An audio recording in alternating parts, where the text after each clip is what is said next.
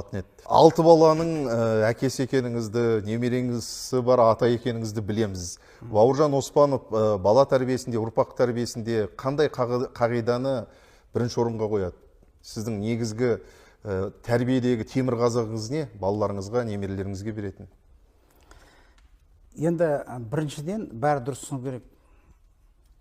Ол текті болу керек. Ертең балаларын аталары, әжелері құдатысып үйлендіру керек та.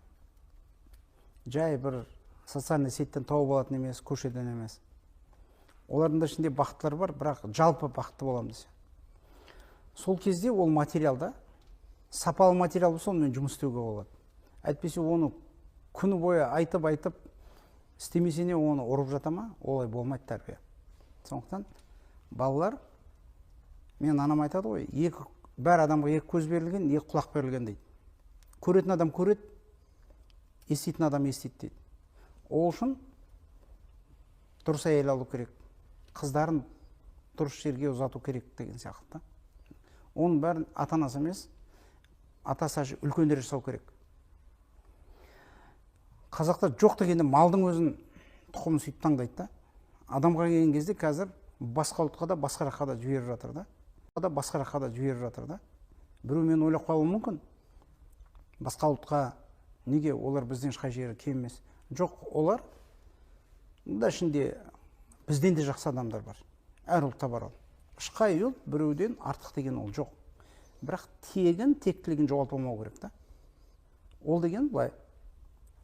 Жаңа семьяны балалардан бұрынша айтатын кісілерге. Ғылымда да мынандай бар. Ол жағынан оның жаңағы родословной тектілігін қарауға болады. X, Y хромосом бар. Ол әкеден балаға беріле береді. Сөйтіп мыңдаған, миллиондаған жылды қарап шығуға болады. Ал митохондриальный ДНК дейді. Ол қыз жақтан беріледі. Сондықтан қызды дұрыс жерден алуың керек. Ал қызды басқа ұлтқа беруге болмайтын сол. Қазақта сөз бар ғой. Баланың жақсысы нағашыдан деген, ол босқа айтылмаған зат. Өйткені ұлға да қызға да беріледі анасыныкі. Бірақ ары қарай қыздан беріледі жаңа митохондриальный ДНК. Ұлдан ары қарай берілмейді, құр әкесінікі беріледі. Немерелеріне уже. Сондықтан қызды да дұрыс ұзату керек, ұлды да дұрыс үйлендіру керек та. Басқа ұлтқа бермеу деген сол, өйткені ол ары қарай 100 рет қазақтың беріп алса да қазақ болмайды. Оның генетикасы кетіп қалды басқа. Бұл жерде енді түсінетін үлкендер түсінеді. Қазақ елінің болашағын қалай көресіз, өзіңіз қалай елестетесіз? Болашақ керемет болады. Әрине біз геополитически тұрған жеріміз, айналамыз, әлемнің жаңа 9 миллиардтың жартысы біздің айналамызда тұр ғой.